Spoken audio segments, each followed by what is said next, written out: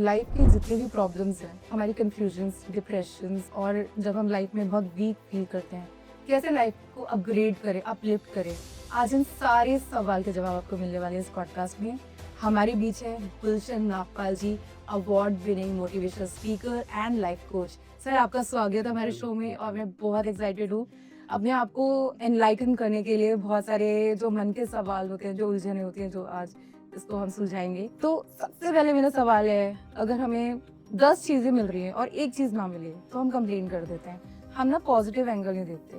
तो लाइफ में लोग इतनी कंप्लेन क्यों करते हैं? मेरा सबसे पहला सवाल आपके लिए। क्योंकि हम वो देखते हैं जो दूसरों के पास है इंस्टेड ऑफ की जो हमारे पास है। नेचुरल है हालांकि ये कि हमें अपने पास की चीजें कम दिखती हैं, अपनी आंख हम नहीं देख पाते, दूर की चीजें दिखती हैं। तो हम जब दूसरों की चीजें देखते हैं तो हम कंप्लेंट्स करते हैं। हमारी हेल्थ अगर बहुत अच्छी है तो हमें अपनी अच्छी हेल्थ नहीं फील होती ना, हम देखते हैं उसे। दूसरा कोई अगर बड़ी गाड़ी में जा रहा है, बड़े घर में जा रहा है, तो वो हमें दिखता है। दूसरों की घास हमसे ज्यादा ग्रीन है, बस वो नजर आती है। जबकि health is more important and valuable then car and house, लेकिन हम हेल्थ को फील नहीं करते। तो जो हमारे पास नहीं है हम कहते हैं हाय कार नहीं है हमारे पास। हो सकता है वो कार में जो जा रहा है वो बहुत बीमार व्यक्ति हो और वो कह रहा हो कार ले लो और मुझे हेल्थ दे दो, वो भी कंप्लेन कर रहा हो। तो इसका कारण ये है कि हर व्यक्ति दूसरे के पास जो कुछ है वो देख रहा है। आपकी बहुत सुंदर बात आपने बोली और इससे मुझे एक चीज याद आई। मैंने एक सर्वे देखा था जिसमें एक पर्सन रैंडमली पब्लिक में जाते हैं और लोगों से बोलते हैं आपको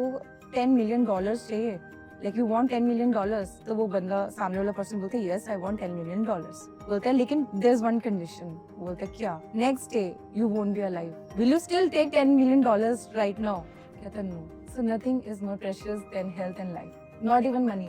तो जीवन जीने का ये एक बेहतरीन फार्मूला मैं कहता हूँ इसे, कि जो आपके पास है उसे देखें इंस्टेड ऑफ जो दूसरों के पास है उसे देखने के लिए। आप अगर अपने पास जो है उसे देखना शुरू कर देंगे और जो दूसरों के पास है उसे देखना बंद कर देंगे। देखते रहिए, अगर आपके पास नहीं है उसे हासिल करने का प्रयास करते रहिए, लेकिन किसी इन्फीरियरिटी का शिकार होने की जरूरत नहीं है। आपके पास जो है वो प्राप्त जो भी है आपको वो पर्याप्त है आपके लिए। और आप दूसरे से कंपेयर कर भी क्यों रहे हो? क्योंकि आपकी जर्नी और उसकी जर्नी बहुत अलग है।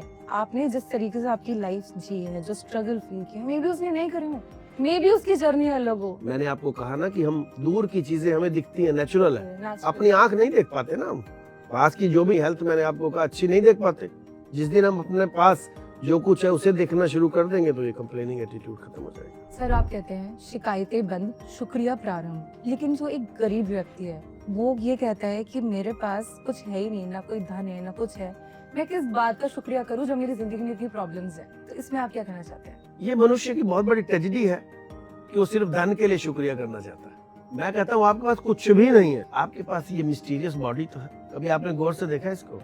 ये अद्भुत शरीर है। गौर से देखें, आपके सिर से लेके पैर के अंगूठे तक ब्लड सर्कुलेशन चल रहा है। क्या आपने कोई पंप लगवाया कभी इसके लिए? 1000 पिक्सल के दो आपको आंखों के रूप में कैमरे मिले हुए हैं, हजार टेस्ट करने की जीभ है, हजारों फ्रीक्वेंसी पर की जो आवाज कैच कर सकते हैं वो सक्षम है ये कान, हजारों नहीं लाखों होल्स होंगे आपकी बॉडी में, क्योंकि 75% वैज्ञानिक कहते हैं कि आपके शरीर में पानी है। रोम के रूप में लाखों होल्स है। क्या कभी कोई लीकेज देखी आपने? छोटा सा घर बना हुआ और बेहतरीन इंजीनियर हो, उसमें भी कई जगह लीकेज हो जाती है। आप लाखों रुपए की गाड़ी खरीदते हैं, 1 साल में उसके टायर घिस जाते हैं और जीवन भर आप इन पैरों से चलते हैं। कभी आपके तलवे पैर के घिसे हैं क्या? क्या इसके लिए कुछ पेमेंट किया आपने? कभी कोई RTGS और NEFT की डिटेल है क्या आपके पास? लेकिन नहीं, आप इस शरीर को देखते ही नहीं है। रात को इसमें आप खाना डालते हैं, रोटी खाते हैं और सुबह ब्लड बन जाता है लाल रंग, और खून ही नहीं डिफरेंट मिनरल्स में कन्वर्ट हो जाता है वो खाना। क्या कभी आपने सोचा इस बात के लिए? जो चीज फ्री में मिलती है उसकी वैल्यू। और आप इन मिनरल्स की तो छोड़िए बात, आप सांस लेते हैं हर समय हर पल, ये कौन चला रहा है? इसके लिए कभी आपने सोचा?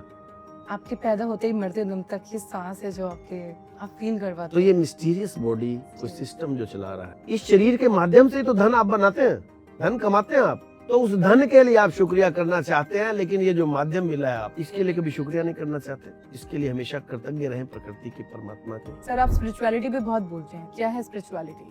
देखिए, स्पिरिचुअलिटी पर तो पूरे धर्म ग्रंथ भरे पड़े हैं, लोग पढ़ते हैं रोज, लेकिन मेरी दृष्टि से अगर आप देखें तो स्पिरिचुअलिटी जो है इतना ही मतलब है कि हम दूसरे के दुख में दुखी हो सकें और दूसरे की खुशी में खुश हो सकें। अब आप कहेंगे कि इतना गहरे प्रश्न का इतना आसान अर्थ आपने बता दिया।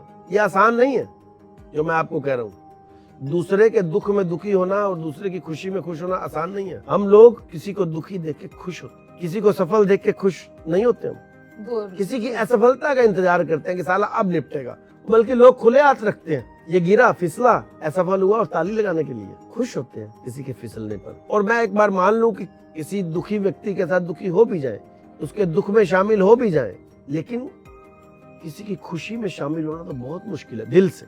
लोग बहुत बड़े बड़े सेलिब्रेशंस में जाते हैं, डिनर, ड्रिंक्स, पार्टियां करते हैं, कॉकटेल्स में, लेकिन उसी को क्रिटिसाइज करते हैं, उसी पार्टियों की कमियां निकालते हैं। और उसका अगर वो असफल हो रहा तो कहते हैं देखा देखा साला अब इसे मजा आया। उसकी बुराइयां भी करते हैं उस पार्टी में, कमियां। और आप अगर इसे यूं देखें कि बड़े बड़े सोशल ऑर्गेनाइजेशंस में, बड़े बड़े रिलीजियस ऑर्गेनाइजेशंस में महात्मा लोग एक दूसरे महात्मा के आयोजन में भीड़ देखकर दुखी होते हैं, यार ये इतना सक्सेस कैसे हो गया। हमारे एक इंटरनेशनल पर्सनालिटी हैं, देवबंद के शायर हैं, नवाज देवबंदी। उनका एक शेर है, वो मेरा बड़ा अजीज था, वो मेरा बड़ा अजीज था, मेरे दिल के बड़े करीब था, मेरे हर गम में शरीक था, लेकिन जब मैं खुश हुआ तो मुझे पता चला मेरी खुशी के खिलाफ था। गम में शरीक होना फिर भी आसान है, किसी की खुशी में शामिल होना बहुत मुश्किल है। और अगर हम ऐसा कर लें तो हम वास्तव में स्पिरिचुअल हैं। आप बड़ा घर बनवाते हैं कोई अपनी मर्जी से, तो दूसरा दोस्त जो जिसका उससे घर छोटा है, वो देखने में ईगो आ जाती है उसकी, ये क्या बनवाया आपने? आप उससे बड़ी गाड़ी ले लो, ईगो आ जाएगी। तो वो अगर आपकी उस खुशी को सेलिब्रेट करे, आपके बड़े घर को अप्रिशिएट करे और दिल से माने कि ये मेरे दोस्त की सक्सेस है, ये मेरी भी सक्सेस का पार्ट है, तो आप स्पिरिचुअल है। बिल्कुल सही बात, आपने बहुत खूबसूरत बात बोली।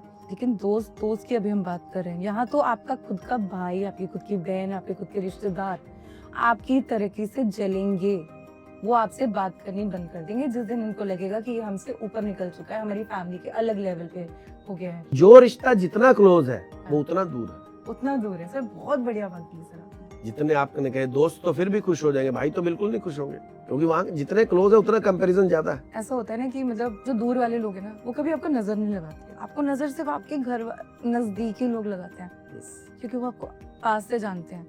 शाहरुख खान को नजर उसके फैंस नहीं लगाएंगे, शाहरुख खान को नजर उसी के फैमिली के रिश्तेदार लगा देंगे। बहुत लोग हैं, मेरे क्लोज लोग हैं, वो कहते हैं यार आप ये वीडियो ना डाला करो ज्यादा, आपको लोग देखते हैं, लोग सोचते हैं यार इतनी एज में भी आप इतने एक्टिव हैं, आपको नजर लग जाती है। मेरा फ्रैक्चर हो गया था अभी। नजर आपको ऑडियंस ने नहीं लगाई होगी, नजर आपको आप ही के सर्कल ने लगाई होगी। तो मैं नहीं ये मानता कि नजर लगी है, तो रिक्शा पे लिखा होता है कि नजर लग जाएगी, बुरी नजर वालों से बचो, उसकी अंबानी की गाड़ी पे कभी नहीं लिखा होता। बिल्कुल नहीं लिखा था। और मुझे ऐसा लगता है कि आप अगर हर सिचुएशन में पॉजिटिव हो, डाउन वाली सिचुएशन में भी आप कुछ पॉजिटिविटी निकाल लोगे, और आप ये भी सोचोगे सपोज मेरे साथ सपोज चोट भी लगी तो मेरे कुछ अच्छे के लिए हुआ हो सकता है मेरे को कुछ बड़े चोट लगने वाली हो, यही मैं छोटी सोचता हूँ, चोट से तभी बच यहाँ मैं गया बैठा हूँ, तभी यहाँ मैं छोटी बैठा चोट से बच गया, ऐसा होता हूँ। ये जीवन को बेहतर ढंग से जीने का बेस्ट फार्मूला है, है। क्योंकि कि गॉड हमारे लिए करेंगे वो अच्छा ही करेंगे, वो जो कभी भी गलत जो नहीं। खराब हो रहा है तो उसमें हम कुछ ना कुछ अच्छा ही अच्छा ही निकाल लें।